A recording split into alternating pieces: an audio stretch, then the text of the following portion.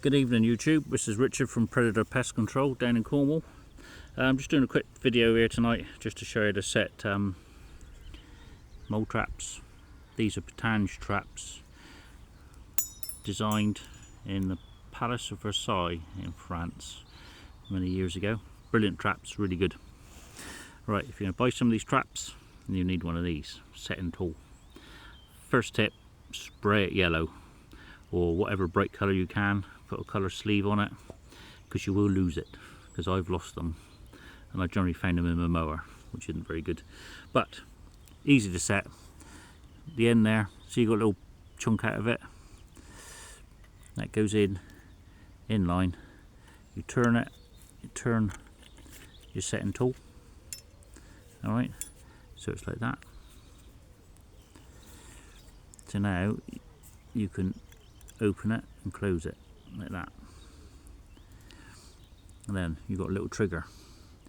What you do, open it up. That trigger, by the way, can you see there's an opening there? That's there for a reason. One, because you can't, it pressurizes the trigger, and two, if you don't have it, they don't seem to work so well. I don't know why, but anyway, what you want to do, squeeze that apart, put your trigger in between. Right, oh, before you do that, I always have one of these wire brush, just buff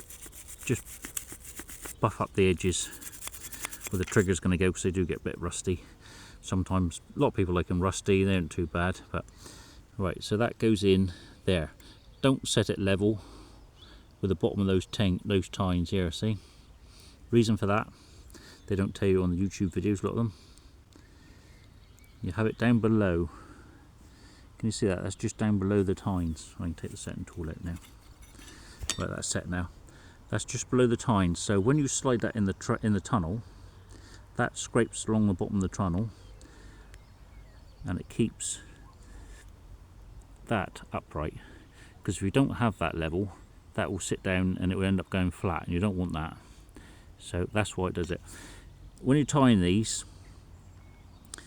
get a piece of catgut about 11.5 inches and then make it into a loop and just tie it into a loop, and then you just loop it around there, so that's on there, and then loop it onto the top of the trap.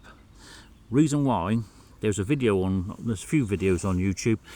A guy there makes a lot of videos on YouTube, and he says just tie it on there, just a piece of catgut or whatever, just tie it, doesn't matter what length. It does matter what length. Reason why you want that like that, because if it's just a long piece of catgut, when you set it, it's just a pain. When you slide that in there, that's set at a certain length, because when that hits the bottom of the tunnel, if this was too long, you'd push it in and that would drop forward, and you don't want that. Alright, so 11.5 inches, that is important. Alright, that's true, people do these videos and they don't tell you things like that, and then you'll have all kinds of problems. Alright, so that's that set. So that's down below. Alright, now then, what we want to do,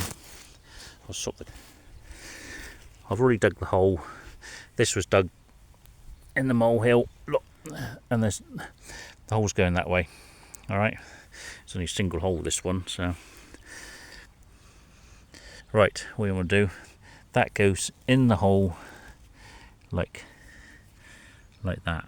Alright, now little tip, work it sideways, because what happens, you could get a stone between those two tines at the top and the tines won't shut properly. So if you do that, twist it right around, you know now that there's nothing in between it. And when it's, see that trigger sitting upright, because that's scraping along the bottom of that tunnel, and that's keeping it upright. Piece of wire. Now this piece of wire has to go that side of that circle. Reason being is because when the mole comes through that way, you don't want the trap to slide, because if you have it this end of the hole, move that out of the way a minute, if you've got it this end of the hole, there's scope for that trap to move that way. You don't want that, so you want that up there, and push it in. Alright, and then make sure there's no grass in there. That is another thing they don't tell you on YouTube, because the mole will smell the grass and he'll think, something's on here, and I don't, you know, he knows that there shouldn't be grass in his hole. Just squeeze a bit of mud, make sure there's no grass in it, like that.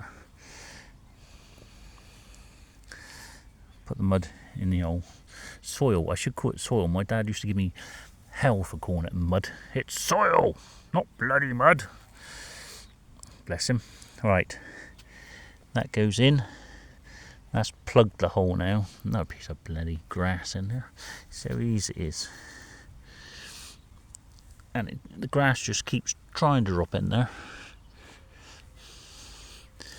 Right, so that hole's plugged now. Now then, get some soil. Try, make sure there's no grass. Just fill it up. You can put a plate over the top, a flat, you know, bit of slate or anything like that. It does work, but I like to fill the whole soil up. These traps are brilliant if you're doing football pitches. You can hide the traps near public walkways, because those dear animal right people, they will come along, realise what it is, and pull your traps up and chuck them, because they don't like things like that, and if they don't like them, they need to just go and do something else. So anyway, I filled that all up. As you can see, if that was in a football pitch or anything, nobody know, you know, they wouldn't know what's going on. All right. What I use to cut the holes, that's a plasterboard knife. You can get it at any builder's merchant. You see how sharp that is. I've had this one for years. I just cut the holes, cut around the holes, and then put it in there.